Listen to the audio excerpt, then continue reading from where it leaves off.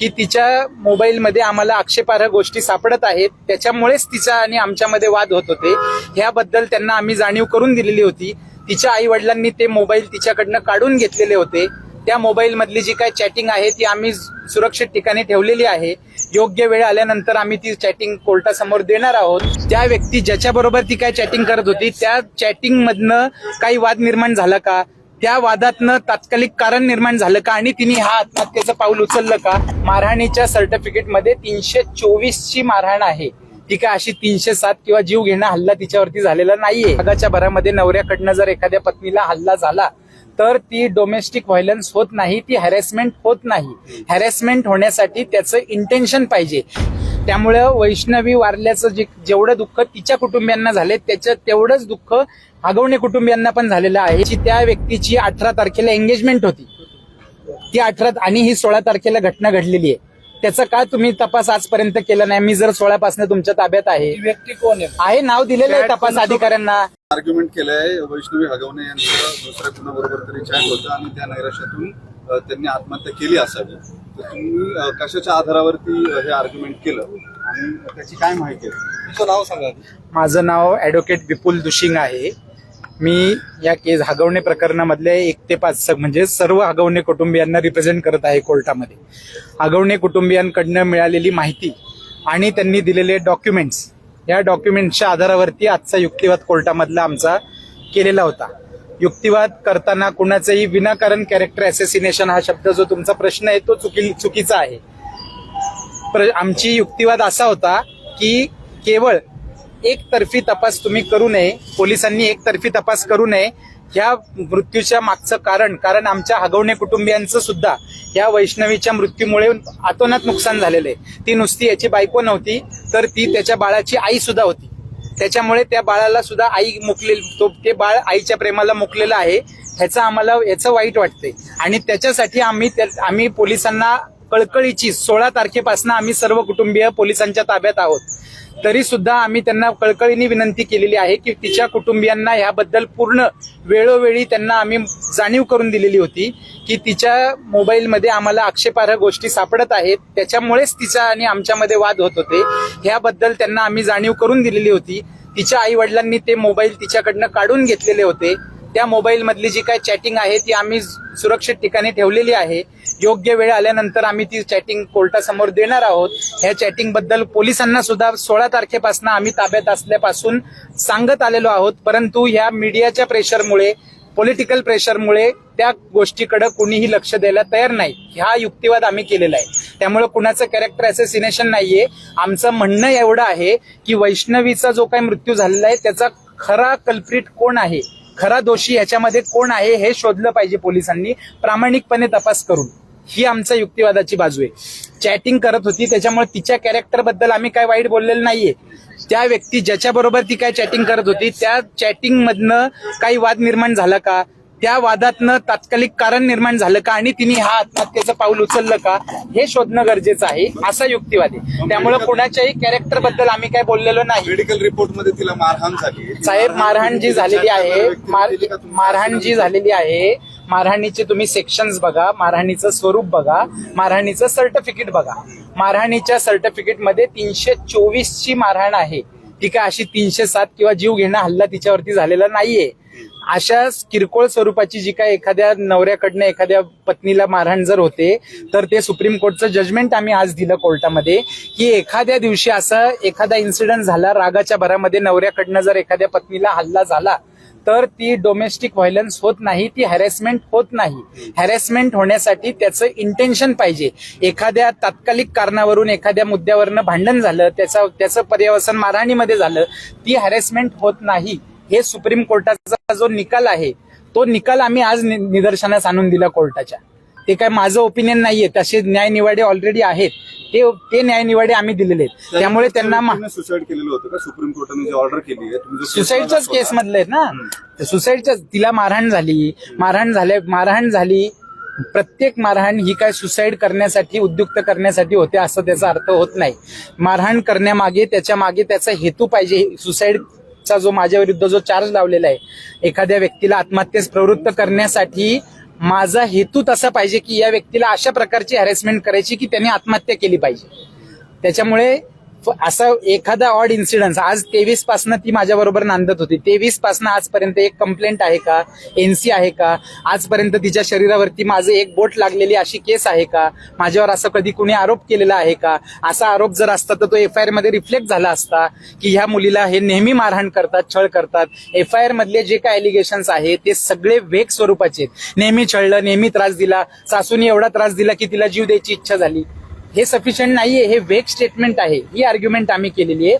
त्यामुळे वैष्णवी वारल्याचं जेवढं दुःख तिच्या कुटुंबियांना झाले त्याच्यात तेवढंच दुःख हगवणे कुटुंबियांना पण झालेलं आहे. ही आज इन्स्ट्रक्शन्स आपण जर कोर्टामध्ये आपण उपस्थित होता, कोर्टाची प्रोसिडिंग चालू होण्याच्या अगोदर कोर्टाची परमिशन घेऊन त्या लोकांच्या इन्स्ट्रक्शन्स आम्ही घेतल्या. त्यांच्या परमिशननी आम्ही त्यांच्याशी बोललो.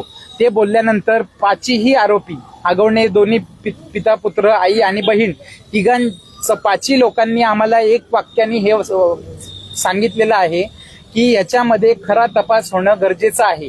आम्ही अडकलोय म्हणून आम्ही असं बोलत नाहीये. त्याबद्दलची त्या व्यक्तीची 18 तारखेला एंगेजमेंट होती, ती 18 आणि ही 16 तारखेला घटना घडलेली आहे. त्याचा का तुम्ही तपास आजपर्यंत केला नाही? मी जर 16 पासून तुमच्या ताब्यात आहे, व्यक्ती कोण आहे? नाव दिलेलं आहे तपास अधिकाऱ्यांना. ते नाव मीडियामध्ये आम्ही देऊ शकत नाही. त्या व्यक्तीला त्याचा त्यांनी शहानिशा करायला पाहिजे. तपास अधिकाऱ्यांना आम्ही नाव दिलेलं आहे, त्यांनी नाही दिलं तर अजून मी कस्टडीत आहे. विचारा आज जाऊन त्याला, आरोपीला. पण तुम्ही त्याच्याकडे कानडोळा का केला 16 तारखेपासून मी कस्टडीत असताना? 16 तारखेपासून मी तुमच्या ताब्यात आहे. मग तुम्हाला मी नाव पहिल्या दिवशीपासून सांगतोय. 18 तारखेला एंगेजमेंट झाली त्या व्यक्तीची.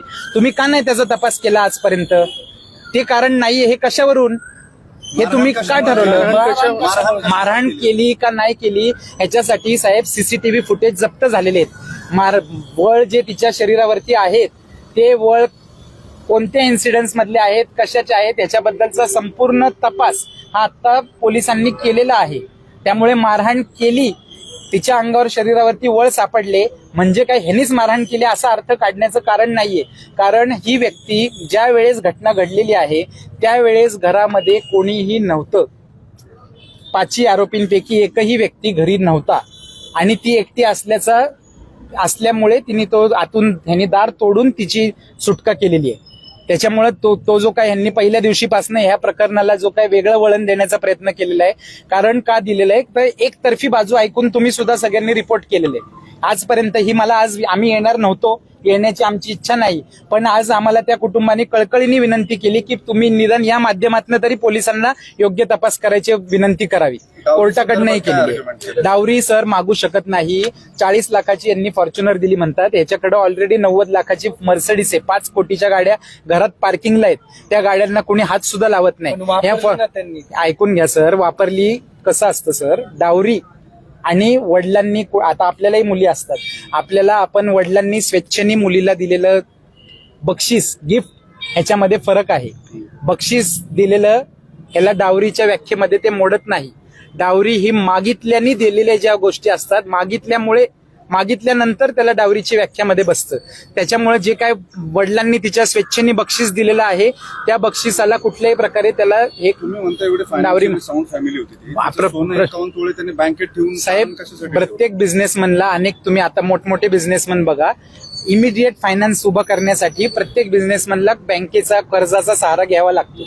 यांचे सुद्धा फॅमिली बिझनेसमध्ये आहे. यांच्या 5 रजिस्टर्ड कंपनीज आहेत. They are financially sound family. त्यांना अचानक एखादे फायनान्शियल क्रंच आला, फायनान्समध्ये जर त्यांना आवश्यकता वाटली तर सगळ्या कुटुंबाचे, तिचंच काय, ह्याच्या आईचे, ह्याच्या बहिणीचे, घरातल्या प्रत्येक व्यक्तीचे दागिने गहाण ठेवलेले आहेत. आणि तिची जर तक्रार असती दागिने गहाण ठेवण्याबद्दलची तर FIR मध्ये आली असती. तिने आजपर्यंत तिच्या आई वडिलांना विरोध केला असता. सगळ्यात महत्वाची बाब एक लक्षात घ्या, 23 तारखेला लग्न झालेलं आहे. 23 तारखेनंतर मुली वैष्णवीच्या नावाची 2023ला लग्न झाले. 23 नंतर वैष्णवीच्या नावावरची प्रॉपर्टी तिच्या घरच्यांनी विकली आहे. तिला, वैष्णवीला आम्ही नेऊन सोडली, तिला न हरकत द्यायला. ती प्रॉपर्टी बिल्डरला विकलेली आहे. मग हुंड्यामध्ये इंटरेस्ट असणारी फॅमिली अशा पद्धतीने तिच्या प्रॉपर्टीला नो ऑब्जेक्शन द्यायला लावेल का त्या मुलीला?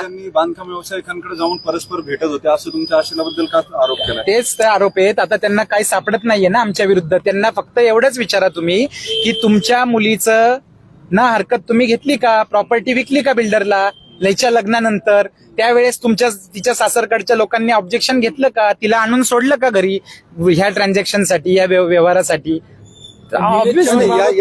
या सगळ्या आरोपांमध्ये साहेब, निलेश चव्हाणवरती हा पूर्णपणे अन्याय झालेला आहे.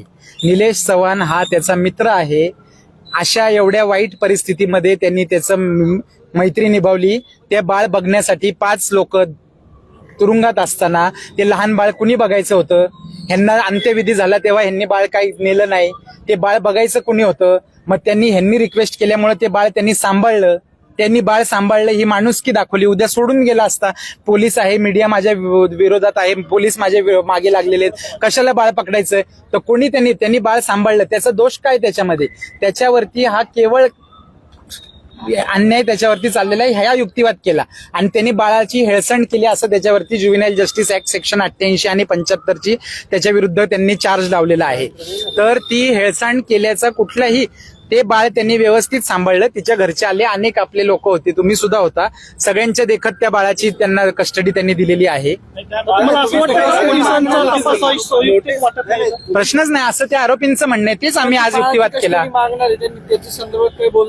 नाही, ते कस्टडी कोण मागणार आहे? त्याचा बाप जिवंत आहे, त्या बाळाचा कस्टडी कोण मागू शकतं? तो नॅचरल गार्डियन आहे ना, तो जिवंत आहे ना. एवढा अन्याय होतोय म्हणताय, पण त्याच निलेशनी बंदूक दाखवली ना तिच्या आई वडिलांना. साहेब ऐकून घ्या. कुठलीही गोष्ट, there is a method in madness also. तुम्ही दिलं होतं का त्याच्या कस्टडीत? बाळ दिलं एक्स व्यक्तीने. मागण्याची पद्धत आहे का? तुम्ही असा मॉब घेऊन 100 लोक जाऊन त्याच्या घरी दादागिरी करायला जाणार का? मागण्याची पद्धत आहे का नाही? तुम्हाला रितसर तुम्ही जर जाऊन कायदेशीर प्रक्रियेचा अवलंब करून गेला असता, आज त्या बाळाचं संरक्षण करण्याची जबाबदारी ह्या आगवण्यांनी त्याच्यावर दिली होती ना. आता आपण हगवण्यांकडे ते बाळ येणार की नाही येणार? आता त्यांच्याकडेच आहे ना बाळ त्यांच्याकडेच आहे ना. आता ती लिगल बॅटल होईल. कोर्ट काय देईल निकाल त्याच्यावर त्यांनी अर्ज करावा, त्याच्यावर कोर्ट देईल निकाल. चॅटिंग वगैरे होतं किंवा हुंडाबळीची पण ही केस आहे, मग आरोपी का फरार होते? एवढे 8-8 दिवस साहेब ऐकून घ्या, त्याला फरार म्हणणं हे शब्दच चुकीचं आहे. फरार म्हणणं, तुम्ही जर सुप्रीम कोर्टाचे न्यायनिवाडे बघितले तर एखादा इनोसंट व्यक्ती, पोलिसांचा ससेमिरा, त्यांची अटक, ह्याच्यामुळे डिप्रेशनमध्ये येऊ शकतो आणि तो स्वतःचं अस्तित्व काही काळ लपवू शकतो. ह्याला कोणी फरार म्हणू शकत नाही. फरार म्हणण्यासाठी त्याच्यासाठी वेगळे पॅरामीटर्स आहेत. फरार नाही, त्यांना उशिराने अटक झालेली आहे आणि अटक कशी झालेली आहे ते सुद्धा सगळं कागद आहेत, रेकॉर्ड आहे, त्याबद्दल काही हे नाही. चॅटिंगचा जो उल्लेख केला त्यामध्ये नेमकं काय होतं, कशात वाद होता आणि काय नेमकं त्यामध्ये मेन्शन केलं होतं? ते आता त्याच्याबद्दल त्या केसचा मी वकील नाहीये, त्यामुळे त्याच्याबद्दल मला माहिती. सांगितलं काय नेमकं वाद होता, काय साहेब प्रश्नच नाही. ज्या वेळेस अप्रोप्रिएट वेळ येणार आहे, पोलिसांनी आम्ही विनंती करून सुद्धा जर या अँगलनी तपास केला नाही तर आम्हाला आमच्या बचावासाठी पूर्ण संधी आहे. कसाबला सुद्धा बचाव करण्याची संधी या देशांनी दिलेली आहे. त्याच्यामुळे आम्ही हगवणे कुटुंबी आहेत, आम्ही काय कोणी हे नाहीये, तर आम्ही आमचा बचावासाठी दाखवणार आहे. कोर्ट निर्णय घेईल योग्य ते. आम्ही जे म्हणतोय ते बरोबर आहे का चुकीचं आहे, शेवटी ठरवणारं कोण आहे? कोर्ट आहे. एवढी चांगली फॅमिली असताना दुसरी सून पण आरोप करते ना. त्याच्याबद्दल साहेब मी त्यांचा वकील नाहीये, त्या केसच्या मला इन्स्ट्रक्शन्स नाहीये. हे आरोपी डिप्रेशन मध्ये गेले असतील त्याच्यामुळे ते फरार असं झाले. कोर्ट म्हणतं की एखादा इनोसंट सुद्धा असेल ना, त्याचं नाव जर खोट्या गुन्ह्यात आलं तर तो स्वतःचं अस्तित्व लपवून ठेवू शकतो. त्याच्याने काही गुन्हा होत नाही फरार राहण्याने. आजपर्यंत कधी ऐकले का आपण की एखादा माणूस फरार झाला त्याच्याबद्दल त्याला वेगळी शिक्षा झाली? असं कधीच नाही. आता पोलीस कोठडीची त्यांची जी विनंती होती, 2 लोकांना 1 दिवसाची पोलीस कोठडी दिलेली आणि बाकीच्या 3 लोकांना 1 दिवसाची दिली आणि बाकीच्या 2 जे नंतरून अटक झाले त्यांना 3 दिवसाची 31 तारखेपर्यंत. Okay, thank you sir.